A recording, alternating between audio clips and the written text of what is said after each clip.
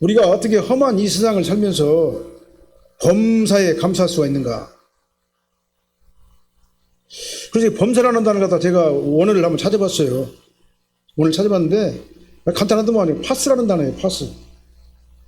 파스라는 단어인데 이 단어의 뜻이 뭐냐면 매일, 모든, 많이, 이 세 가지 의미가 이 안에 포함되어 있어요. 그래서 범사에 감사라는 이 말씀이 무슨 말씀이냐면은 매일 감사하라, 모든 일에 감사하라, 그 다음에 많이 감사하라. 이게 바로 범사에 감사하는 것이에요. 오늘 구원받은 성도가 이 범사에 감사하는 삶에 대해서 살기 위해서는요, 전적으로 하나님의 도우심이 필요한 거예요. 그래서 오늘 구체적으로 이 말씀을 저희들이 하나씩 생각해 볼 적에 진짜 우리 마음속에 어떤 상황이 오더라도, 어떤 환경에서도 우리가 감사하고 기뻐하고 기도할 수 있는 저와 여러분들의 그런 신앙의 기본이 다져지기를 예수님으로 축원합니다. 하나님께서 우리 사랑교회를 갖다 훈련시키는 거예요. 이 과정이 끝나고 나면 엄청나게 크게 축복해 주실 거예요. 예, 사랑의 교회는 물론이거니와 사랑의 교회를 출입하는 모든 성도들에게 하늘의 복의 역사가 엄청나게 임할 겁니다. 이걸 갖다 믿어야 되는 거예요. 왜 그러냐?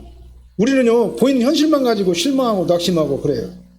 현실을 보면은 낙심할 것 뿐이 없고 실망할 밖에 없고, 현실을 보게 되면은 도무지 희망이 안 보이는 것 같은데, 그러나 하나님께서는요, 우리의 과거와 현재와 미래를 다 보고 계세요.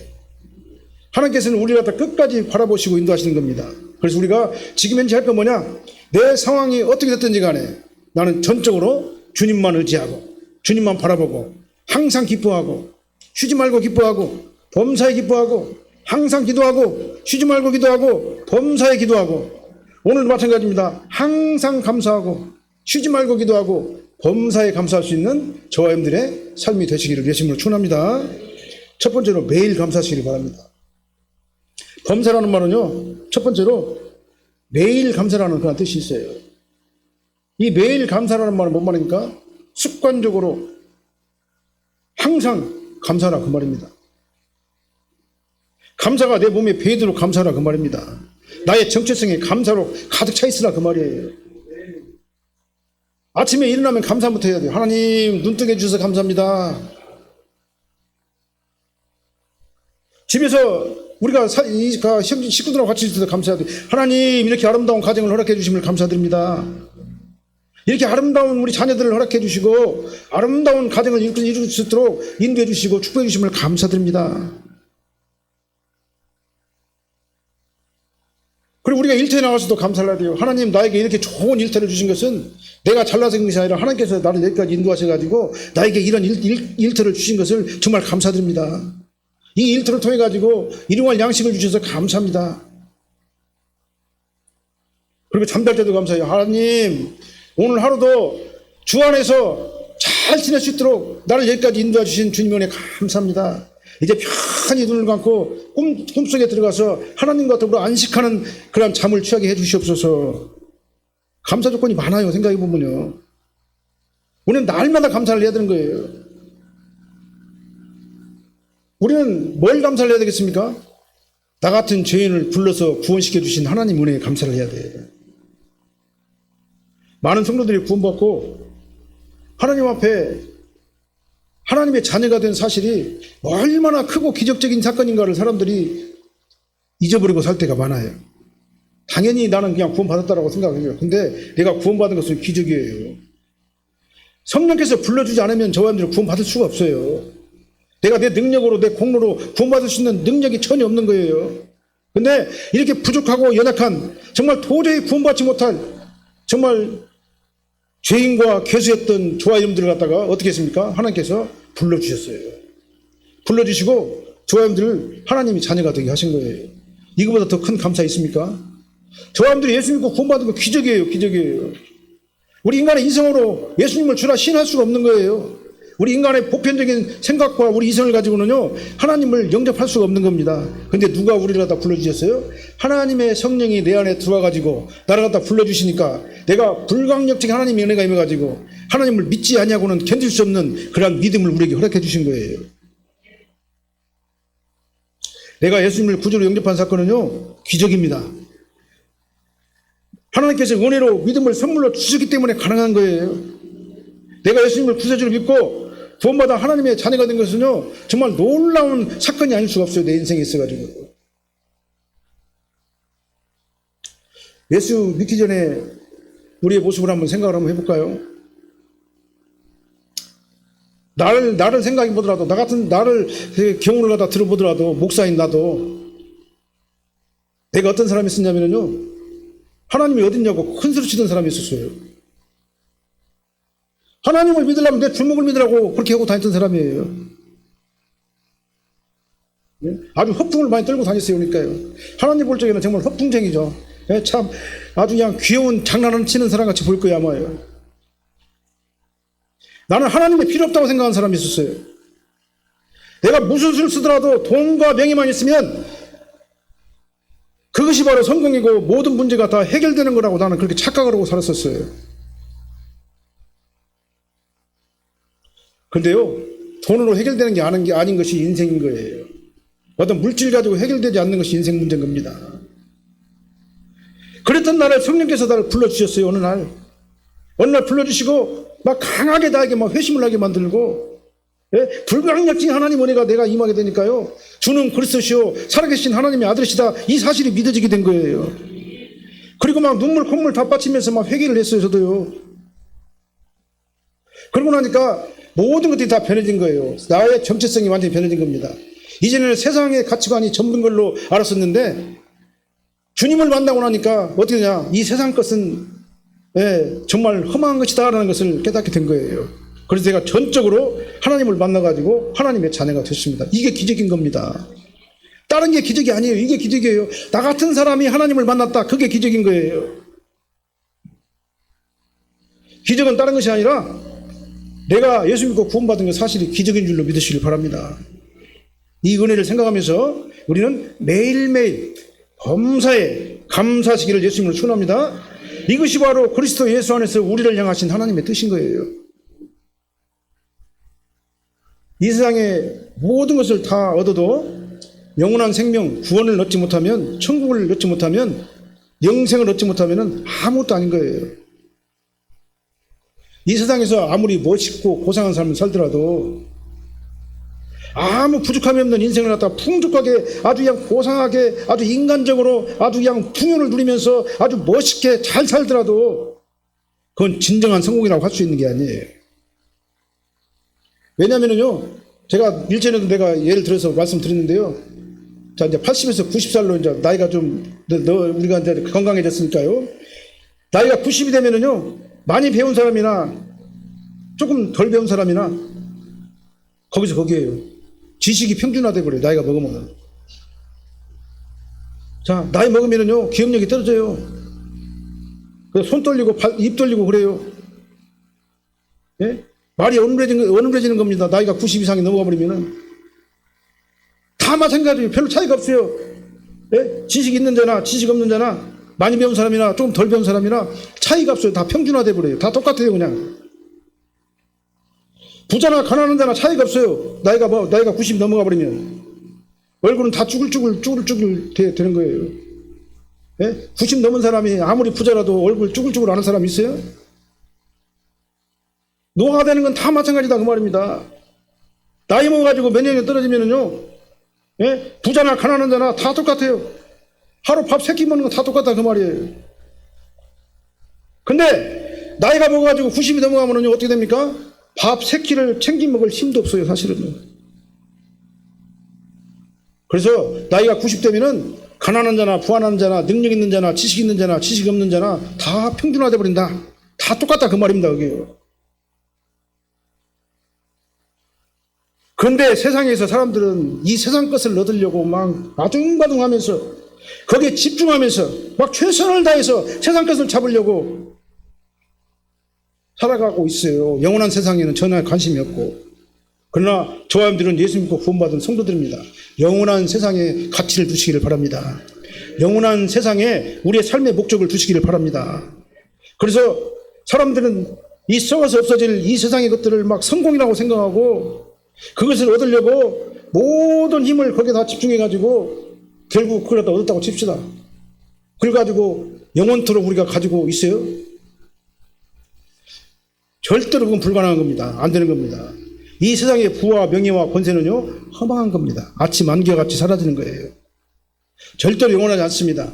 그러니까 우리는 어떻게 해야 돼요? 잘 생각해야 되는 겁니다. 잘 생각해요. 내가 어떻게 하나님을 위해서 일을 해야 될 것이냐. 내가 어떻게 영원한 세상을 바라보면서 영생에 투자를 해야 될 것이냐. 우리는 날마다 매일매일 나를 여기까지 인도하시고 나를 여기까지 지켜주시고 나를 여기까지 보호하시고 하나님의 은혜 가운데 나를 여기까지 오게 하신 그 하나님의 은혜에 감사하시기 바랍니다. 매일매일 감사로 제사를 지내시기를 바랍니다. 그래서 우리가 먼저 막 감사 습관을 막 들여야 돼요. 여기 몇 명 안 되잖아요. 다 해서 뭐 30명도 안 되잖아요. 그러면 어떻게 해야 되겠습니까? 여기 있는 사람들이 먼저 은혜를 받고 변화를 받고 막 감사하면서 우리가 먼저 변화돼가지고 하나님 앞에 정말 최선을 다하게 되면요, 기적은 일어나게 되는 거예요. 기적은 여러 군중들에 의해 일어나는 게 아닙니다. 소수의 한두 사람에 의해서 일어나게 되는 거예요. 저와 여러분들이 변화를 받아들일 줄로 믿습니다. 그래서 저와 여러분들이 우리 선악기를 막 살려내야 되는 거예요. 여러분의 심령도 막 살아나야 되는 겁니다. 네, 우리 교회는 작지만 큰 교회가 돼야 되고, 이제는 작은 교회가 아니라 이제는 엄청나게 하나님께서 이 강단에 하나님의 일꾼들을 보내주시고 축복하시고 인도하실 것을 믿고 감사하시기를 바랍니다. 매일매일 감사하시기를 바랍니다. 네. 하나님의 자녀인 우리가 이렇게 매일매일 날마다 하나님 앞에 감사로 충만하게 하나님 앞에 영광을 돌리면요, 하나님께서는요 다 들으셔요. 우리가 감사하는 그 양을 다 들으셔요. 네. 하나도 빠지지 않고 다 들으십니다. 그리고 다 기억하셔요. 네? 그래서 하나님께서 나를 기억하시면요 다 끝나는 거예요. 하나님 은혜가 저와 여러분들의 모든 길을 인도하실 줄로 믿으시길 바랍니다. 그래서 사도 바울처럼 오늘 본문은 사도 바울을 통해 가지고 하나님께서 주신 말씀이잖아요. 그것도 옥중에서 감옥에 갇혀 있는 사도 바울이 뭐라고 말해요? 항상 기뻐하라, 쉬지 말고 기도하라, 범사에 감사하라, 이는 그리스도 예수 안에서 너희를 향하신 하나님의 뜻이니라. 막 이렇게 강하고 막 그냥 입에 거품을 물 정도로 막 이렇게 설교를 한 사람이에요. 사도 바울처럼 매일매일 시간 감사하시기를 예수님으로 축원합니다. 그러니까 감사는요 좋을 때만 하는 게 아니에요. 안 좋을 때도 하는 겁니다. 모든 것들이 다 풍성하게 막 넉넉하게 있을 때만 감사하는 게 아니에요. 없을지라도 감사하는 거예요. 그러면은 누가 들으세요? 하나님께서 이 감사를 들으시는 거예요. 그 다음에 두 번째로 이 범사에 감사라는 뜻은요, 모든 일에 감사하라는 그런 뜻이 있어요. 이 파스라고 하는 그 단어는요, 모든 일에 감사라는 그런 의미도 같이 포함되어 있는 거예요. 모든 일에 감사하시길 바랍니다. 아까 말씀드린 대로요, 에베소서는요, 사도 바울이 옥중에 끌려가가지고 옥중에서 쓴 서신서예요. 하나님께서 사도 바울에게 영감을 주셔가지고 거기서 글을 쓰게 해가지고 편지를 쓰게 해가지고 에베소 교인들에게 전달된 그런 영적 문서, 하나님의 말씀이 바로 에베소서예요. 바울은 자기가 죄를 져가지고 감옥에 들어간 게 아니에요. 자기가 어떤 거 실수를 하고 자기가 어떤 거 잘못해가지고 그거 범법을 해가지고 감옥에 들어간 게 아닙니다. 바울이 감옥에 들어간 것은요, 에베소 빌립보 감옥에 갇히게 된 것은요, 예? 어떻게 됐습니까? 복음을 전하다가 감옥에 붙잡히게 된 거예요. 그래서 빌립보 감옥에서 에베소 교인들한테 편지를 쓴 게 에베소서예요. 바울은 인간적인 번호를 보면은요, 아무 잘못도 없이 감옥에 끌려갔는데, 그것도 깊은 감옥에 던져져 버렸는데, 이것이 감사할 수 있는 상황이라고 볼 수 있겠습니까? 우리 같으면은 도저히 감사할 수 있는 상황이 아니었었어요. 도저히 감사할 수 있는 상황과 환경이 아니었음에도 불구하고 하나님께 찬송을 드리면서 감사하면서 에베소 교인들을 향해 가지고 뭐랍니까? 항상 기뻐하라, 쉬지 말고 기도하라, 범사에 감사하라. 이는 너희를 향하신 예수 그리스도의 뜻이니라, 하나님의 뜻이니라. 그렇다면 누가 이렇게 바울로 하여금 감사할 수 있는 마음을 주셨을까요? 하나님께서, 성령님께서. 그를 갖다가 평강으로 막 감싸버리니까 이 세상에서 있는 여러 가지 고통이나 어려움과 힘든 것들은요, 아무 조건이 안 되는 거예요. 하나님께서 저와 여러분들 그렇게 붙들어 주시면은요, 어떤 상황이 오더라도 감사할 수가 있다, 감사하게 된다. 하나님께서 그런 마음을 주신다. 아멘. 하나님께서 바울을 감동하셨어요. 성령으로 충만하게 하셨습니다. 그 안에 하나님의 절대 평강을 그 안에 불어넣어 막 주셨어요. 사도 바울에 있는 그 성령께서 바울에게 이런 마음을 주시고 전적으로 주님만 바라보게 한 거예요. 그래서 오직 예수님께서 사도 바울을 지배한 줄로 믿습니다. 저 사람들도 그러니까 모든 일에 감사를 하려면 어떻게 됩니까? 모든 일에 감사하려면 모든 일이라는 것은 모든 상황에서라는 얘기잖아요. 모든 상황에서요. 모든 상황에서 우리가 감사하려면 어떻게 되겠어요? 하나님의 영이 나를 갖다가 확 잡아버려야 돼요. 하나님의 평강이 나를 갖다가 확 잡아버려야 되는 겁니다. 그러면 손양원 목사님처럼 그냥 감사의 조건들이 막 10가지 20가지 막 나타나게 되는 거예요. 그 악한 조건에서도 감사할 수밖에 없는 조건들을 막 생산해내는 거예요. 내 안에서요. 누가 그렇게 생산시켜줘요? 감사의 조건을? 성령께서, 하나님께서. 은혜가 아니고서는 불가능한 겁니다. 그래서 저 사람들이 전천후 감사하는 자가 되려면, 모든 일에 감사하는 자가 되려면 하나님의 성령이 도와주셔야 된다. 하나님의 성령이 나를 잡고 있어야 된다. 하박국서를 보면은요, 하박국 선지자는요, 하나님한테 막 따지기를 굉장히 좋아해요. 막 따졌어요, 하나님한테. 하나님, 왜 타락한 이스라엘 백성들을 심판하지 않으십니까? 하나님은 공의 하나님이신데 왜 이 타락한 이 이스라엘 백성들을 심판하지 않으십니까? 라고 막 하나님 앞에 따졌어요. 그러니까 하나님께서 하박국에게 응답을 해줬습니다. 뭐라고 응답했습니까? 이스라엘의 완악하고 이 더러운 우상숭배, 더러운 죄를 반드시 바벨론을 통해 가지고 멸망시킬 것이다. 라고 응답을 주셨어요.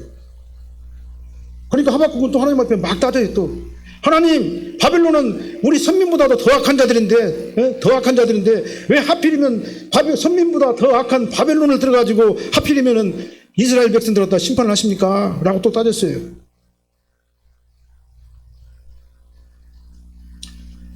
그래서 하나님께서는 또 말씀하셨어요.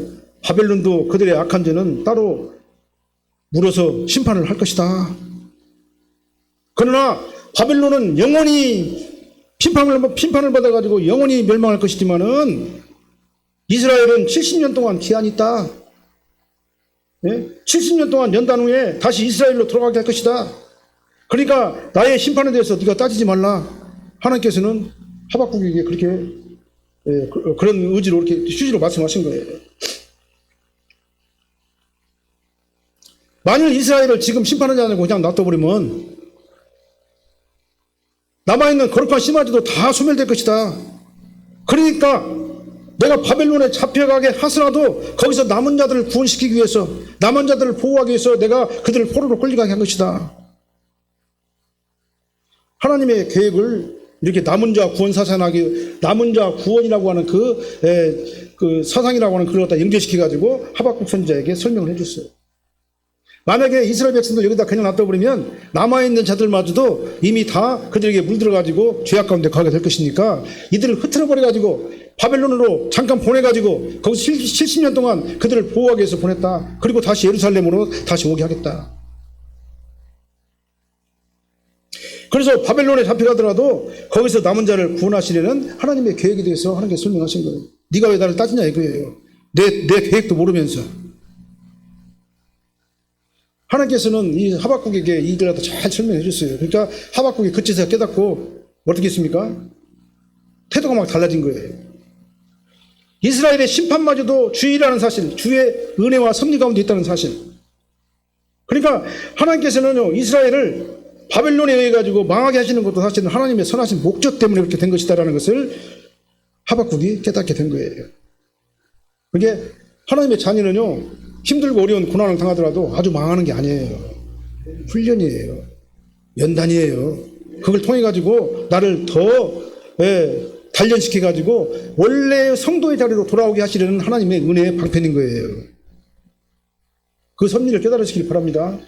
그래서 이제는 하박국은요, 유명한 고백을 합니다. 오늘 본문에 하박국서에 보면은요, 하박국 3장 17절로 18절 말씀. 한번 하박국의 선언을 한번 같이 읽어보시겠습니다. 한번 읽어볼게요. 비록 무화과나무가 무성하지 못하며 포도나무에 열매가 없으며 감람나무에 소출이 없으며 밭에 먹을 것이 없으며 우리의 양이 없으며 외양간에 소가 없을지라도 나는 여호와로 말미암아 즐거워하며 나의 구원의 하나님으로 말미암아 기뻐하리로다. 비록 없을지라도 나는 즐거워하며 기뻐할 것이다 그랬어요. 하박국은 지금 아무것도 없는 것은 그러니까 저주가 아니라는 말이에요. 남은 자를 구원하시려는 하나님의 은혜라는 것을 깨달았기 때문에 그렇습니다. 그래서 이런 고백을 할 수가 있던 거예요. 우리는 현재 내가 당하는 고난을 보면서 때로는 원망할 때가 있어요. 낙심할 때가 있습니다. 좌절할 때가 있어요. 하나님께서 왜 나에게 이런 고난과 힘들고 어려운 상황을 갖다 나에게 주신다냐. 나 하나님 그래도 잘 믿는다고 믿는데 왜 나에게 이런 험악한 연단을 갖다 주신다냐. 이러한 거 현실을 보면서 낙심할 때가 있는 겁니다. 그러나 하나님께서는요, 나의 아까 말씀드렸죠. 나의 과거와 현재별 다 아셔요. 아시는데 어떻게 하시냐면은 동시적으로 아셔요. 근원적으로 아셔요. 나를 나보다 더 잘 아셔요. 어떻게 될지 하나님께는 다 아신다 그 말입니다. 그러니까 하나님께서 지금 현재 이 상황에서 나에게 이러한 고난을 준 것은 하나님의 분명한 뜻과 목적이 있는 거예요. 감사하시기 바랍니다. 성도가 겪는 고난에는요, 분명한 이유가 있는 거예요. 그러니까요. 선민 이스라엘 백성들처럼 하나님의 말씀을 거역하고 우상 숭배하고 하나님을 떠나서 세속적인 방법대로 살아가면서 하나님 없이도 된다라고 교만을 떨었던 이스라엘 백성들에게 고난을 준 것은요, 그를 다시 돌아오게 하기 위한 하나님의 연단의 방법이었다 그 말이에요. 우리는 하나님께서 이렇게 연단을 주시면요, 너 빨리 원래 자리로 돌아와. 너는 이걸 해야 될 사람인데 너는 지금 자꾸 어먼지되고 있잖아. 네가 어먼지 하면 할수록 너는 더 큰 고난을 받을 수밖에 없어. 그러니까 거기 빨리 포기하고 빨리 내려놓고 빨리 나한테 와라고 하나님께서 말씀하시는 거예요. 전적인 하나님의 견인의 은혜라는 것을 믿으시길 바랍니다. 하나님께서는 그렇게 끝까지 참으셔요. 성도가 잘못하면요, 고난을 주십니다. 그리고 기다리셔요. 만약에 안 되면 고난이 더 심해져요. 그리고 또 기다리셔요. 그리고 모든 것들을 다 포기하고 다 내려놓고 세속적인 거 다 버리고 하나님의 뜻대로 다시 돌아오게 되면, 원래 성도의 자리로 돌아오게 되면 그때 하나님께서는 그거를 갖다 회복하게 해주시는 겁니다. 이게 바로 은혜인 겁니다. 그러나 바벨론은 어떻게 됩니까? 그냥 쳐버리고 파멸시켜버리고 말아버리는 거예요. 그런데 우리 성도들은요, 하나님의 자녀들이기 때문에 끝까지 우리를 갖다 참으시면서 우리를 갖다 견인하시는 거예요. 오늘 본과 치게 됐지만요, 견인이라고 하는 단어는요, 하나님께서 끝까지 참으시면서 기다려주시는 게 견인이에요. 우리는 모든 일에 감사해야 될 줄로 믿습니다. 그러기 위해서는 다시 한번 말씀드립니다. 하나님의 영이 나를 지배해야 된다. 하나님께서 도와주셔야 된다. 그러니까 내가 항상 기뻐하고 모든 일에 감사하려면 어떻게 되겠습니까? 하나님께 도우심을 구해야 되는 거예요. 이렇게 하나님의 영이 나를 감동하시고 이끌어 주셔야지만이 두려움 없이 강하고 담대하게 어떤 일이나 어떤 상황에서나 어떤 사건에서나 이런 것들을 만나더라도 나는 감사할 수가 있다. 아멘. 성령께서 바울의 생각과 사도 바울의 생각과 사도 바울의 행동을 하다 주관하시니까 바울이 주회를 하다가 정말 이해할 수 없는 애매한 고통과 고난을 받잖아요. 수없이 두드려 맞고 전도하다가 감옥에 막 갇히기도 하고, 그 다음 배고파가지고 막 전도하다가 먹을 것이 없어가지고 굶주림에 막 떨기도 하고, 추위에 떨기도 하고, 굶주려가지고 시달리기도 하고, 그 다음에 맹수들 갖다 만나가지고 막 힘든 어려운 일 당하기도 하고, 아무 이유 없이 그냥 고난을 받게 됐다 그 말이에요. 애매한 누명을 쓰고 감옥에 가더라도, 그러나 사도 바울 마음속에는 뭐가 있습니까? 진정한 평강이 그를 지배하고 있었다 그 말이에요. 그리고 에베소 교인들에게도 뭐라고 말씀하십니까? 범사에 감사하라. 반복적으로 계속해가지고 감사를 선포한 것이 바로 사도 바울이 있었어요. 사도 바울의 복음의 사역의 일정을 보게 되면요, 정말 비참하고 힘들고 어렵고 고난 가운데서 이렇게 복음을 전파했으면서도요, 그건 어떻게 했습니까? 마음속에 진정한 예수 그리스도의 평강이 사도 바울을 지배했던 거예요. 저와 여러분들도 마찬가지입니다. 저와 여러분들도요, 내 인위적으로는 감사가 안 돼요. 상담학적으로, 심리학적으로, 어떻게 내 인간의 인격을 갖다가 막 다 동원해가지고, 내 자아와 어떤 거, 그걸 갖다 다 동원해가지고, 감사를 할 수 있겠죠. 그러나 그건 진정한 감사가 될 수가 없는 거예요. 진정한 감사는 성령께서 내 안에 들어오셔가지고, 나를 지배하실 때, 그때 진정한 감사가 이룰 줄 믿으시길 바랍니다. 그렇게 되면 어떻게 됩니까? 역경에도 감사하게 돼요. 일이 잘 때도 감사하고, 일이 잘 안 될 때도 감사하고, 아플 때도 감사하고, 건강할 때도 감사하고, 좋을 때, 나쁠 때, 싫을 때도 감사하고, 성공할 때도 감사하고 실패했을 때도 감사하고 이게 바로 뭡니까? 전천후 감사입니다. 모든 상황에서 감사할 수가 있는 거예요. 조야님들도 이런 습관을 가지시기 바랍니다. 어떤 일을 만나면 하나님 감사합니다. 어떤 일을 만나니까 주여 감사합니다. 이 일을 향한 하나님의 뜻이 있을 줄로 믿습니다. 하나님께서 나를 얼마나 더 크게 사용할 줄 모릅니다. 그걸 믿고 나는 감사드립니다. 그런 자에게 하나님께서 어떻게 하십니까? 반드시 그를 보호하시고 지켜주시고 인도하시고 섭리하시고 풍성한 복 가운데로 그를 이끌어줄 줄로 믿으시길 바랍니다. 그 다음에 세 번째로요, 범사에 감사라는 말은요, 할 수 있는 한 많이 감사라는 뜻이에요. 할 수 있는 한 많이 감사를 갖다 생산하시기를 바랍니다. 내 안에서 막 감사가 많이 생산되어지시기를 바랍니다. 막 감사의 조건들이 많이 생산되어져 가지고 내가 하나님 앞에 감사하면 감사할수록 하나님께서는 나에게 풍성한 은혜를 주시고 나의 삶을 왕성하게 하시고 견고하게 하시고 든든하게 지킬 줄로 믿으시기를 바랍니다. 조합들은 어떤 것 때문에 감사합니까? 우리가 험한 세상을 살다 보면요, 감사를 잊어버리고 살 때가 너무 많습니다. 짜증나는 일들이 너무 많기 때문에 그래요. 세상에는 환경 때문에 불평하고 조건 때문에 불평하고 원망하고 내 뜻대로 안 되니까 불만이 쌓이게 되고 감사를 갖다 잃어버리는 거예요. 그러나 우리가 매사에 불평하고 만족하지 못하면요, 누가 들어와요? 원망의 마귀가 막 들어와요. 막 불평의 마귀가 막 들어옵니다. 그럼 나를 막 지배를 해버려요. 나를 갖다 지배하는 게 원망이 지배를 하게 되고 막 불평이라고 하는 마귀가 나를 지배하게 되고, 예? 그렇게 되면 어떻게 됩니까? 내가 나를 파괴하게 되는 거예요. 마귀가 굉장히 좋아해요. 그런 사람들을요. 갖고 놀아요. 막 마귀가 막. 그럼에도 불구하고 감사하시길 바랍니다. 감사를 많이 생산하시길 바랍니다. 할 수 있는 한 많이 감사하시길 예수님으로 축원합니다. 그런 자는요, 이 세상에 감당하지 못해요. 왜 그러냐? 하나님께서 그걸 꽉 잡고 계시기 때문에. 사람들이 볼 때 어색해요. 저 사람 저런 상황에서도 뭐가 감사하다고 날마다 감사합니다, 감사합니다, 기뻐합니다, 즐거워합니다. 그렇게 하고 다닌다냐? 내가 어떻게 하나도 감사할 일이 없는데. 왜 그렇습니까? 하나님께서 그를 꽉 잡아주시기 때문에 그래요. 저 여러분들이 예수 믿고 구원받았다는 건요, 우리 가치관이 달라졌다는 얘기예요. 이전에 세속적인 가치관은 이제는 변해서 어떻게 됩니까? 하나님을 향하는 가치관으로 변한 겁니다. 달라진 만큼 거기에 맞게 우리의 생각도 변화야 될 줄 믿습니다. 정말 그럼에도 불구하고 많이 감사하시길 바랍니다. 감사를 많이 생산하시길 바랍니다. 그래서 하나님께서 막 감사의 조건을 막 찾으시길 바랍니다.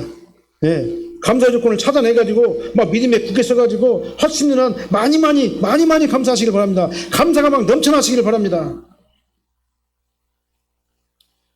가만히 생각해보면요, 우리가 하나님께 감사할 조건들이 너무나 많아요. 내가 눈 떠있는 자체가 기적이에요. 감사할 조건이에요. 내가 숨을 제대로 쉰다는 것도 감사할 조건이에요. 그렇지 않습니까? 나에게 일용할 양식을 줘가지고 한 끼도 굶지 않고 밥 먹고 잘 살게 하신 거 감사할 일이에요. 나에게 믿음을 주셔가지고 하나님의 자녀가 되게 하신 건 얼마나 감사할 일입니까? 그리고 내가 이렇게 예배에 참석할 수 있도록 내 두 발로 걸어가가지고 예배에 참석할 수 있도록 건강 주신 거 얼마나 감사한 일입니까? 네? 하나님께서 나를 지켜주시고 귀한 가정을 주셔가지고 아름다운 자녀들을 갖다 허락해 주신 거 얼마나 감사한 일입니까? 감사하시길 바랍니다. 감사가 다 많이 생산하시길 바랍니다. 그러면요, 감사가 내 안에서 막 넘치면 넘쳐날수록 나는 사는 거예요. 내 안에서 내 영이 살고 내 마음이 살고 내 정신이 살고 나의 정체성이 살아나게 되면 어떻게 됩니까? 생활에 활력이 일어나게 되는 거예요. 그럼에도 불구하고 많이 감사하시기 바랍니다. 많이 감사의 조건을 찾아서 생산하시기를 바랍니다. 결론을 말씀드리겠습니다. 매일 모든 일에 많이 감사하는 저와 여러분들 되시기를 바랍니다. 2022년도는요, 이 감사가 생활화되시기를 바랍니다. 매일 모든 일에 많이 감사하는 성도가 돼가지고 정말 능력 있는 삶, 성공하는 삶, 정말 아름다운 삶, 기쁜 삶, 행복한 삶을 사시는 저와 여러분들 되시기를 예수님으로 기도합니다. 그리고요, 어떻게 되냐면요, 눈앞에 보이는 현실을 바라보지 마요. 이 현실 뒤에 숨어있는 하나님의 축복을 바라보세요. 그리고 하나님의 감사로 예배를 올려드리길 바랍니다. 절대로 좌절하거나 포기하거나 낙심하지 마시길 바랍니다. 믿음으로 인내하시면서 여러분들의 인생을 정말 감사로 그냥 가득가득 채워주시길 바랍니다. 그리고 현재의 고난은 나를 연단시킨 후에 하나님만 전적으로 의지할 수 있도록 나를 갖다가 하나님을 바라보게 하는 그런 자로 만들게 하기 위해서 저와 여러분들 갖다가 연단시켜 주신다는 사실도 믿으시길 바랍니다. 그래서 저와 여러분들이 연단이 있다, 힘든 어려움이 있다, 하나님께 나를 연단시키시는구나, 이 과정을 통해 가지고 나를 더욱더 성숙한 신앙인으로 만드시려고 하시는구나, 감사하시기 바랍니다. 이제 우리는 하나님께 감사가 막 습관이 되어야 될 줄 믿습니다. 감사의 아이콘들이 다 되시길 바랍니다. 저 사람 보면은 감사하는 사람이야. 감사의 아이콘이 여러분들이 다 되시길 바랍니다. 정말 그럼에도 불구하고 감사하고 기뻐하고 즐거워하시기를 예수님으로 축원합니다. 그리고 하나님을 절대 신뢰를 해야 되는 거니까요. 하나님 절대 주권이 내 안에서 나를 지배해야 되는 거예요. 그래서 매일 감사하시고 모든 일에 감사하시고 많이 감사를 생산하시기를 예수님으로 축원합니다. 그러한 축복된 사랑의 교회 교인들이 다 되시길 바랍니다. 그래서 이제는 이 자리가 정말 감사가 넘치고 막 기도가 넘치고 하나님을 찬양하는 것이 막 넘치고 범사에 기뻐하고 감사하고 예수님 앞에 다가서는 저와 되시기를 예수님으로 축원합니다. 그래서 이제 2022년도에는요 이 표와 같이 정말 열매 맺는 그런 한 해가 되시기를 예수님으로 축원합니다. 여러분들의 인생의 열매를 잘 맺으시길 바랍니다. 2022년도 한 해는요 정말 하나님께서 엄청나게 쏘아부을 거예요. 우리 산악교회를 출입하는 모든 성도들은요 하나님 앞에 나와가지고 예배로 영광 돌리고 주님 앞에 헌신하고 봉사할 때 하나님께서 엄청나게 그들을 잡아주실 거예요. 그렇게 믿고 감사하시기를 예수님으로 축원합니다. 기도하시겠습니다. 사랑의 하나님 감사합니다. 아버지 하나님, 오늘 본문 말씀을 중심으로 저희들이 말씀을 선포했는데요, 아버지 하나님, 저희들은 매일 모든 일에 많이 감사하는 저희들이 되게 하여 주시옵소서. 전적으로 주님만 바라보게 도와주시옵소서. 범사에 감사하게 도와주시옵소서. 그럼에도 불구하고 감사하게 도와주시옵소서. 감사의 아이콘이 되게 하여 주시옵소서. 내가 가는 곳마다 모든 환경이 감사의 조건이 되게 도와주시옵시고 감사가 넘쳐나는 감사자들이 저희들이 되게 하여 주시옵소서. 우리의 삶이 능력 있는 삶, 아름다운 삶, 성령의 충만한 삶, 아버지의 그런 인생이 저희들이 되게 하여 주시옵소서. 예수님 이름으로 축복하며 기도합나이다. 아멘.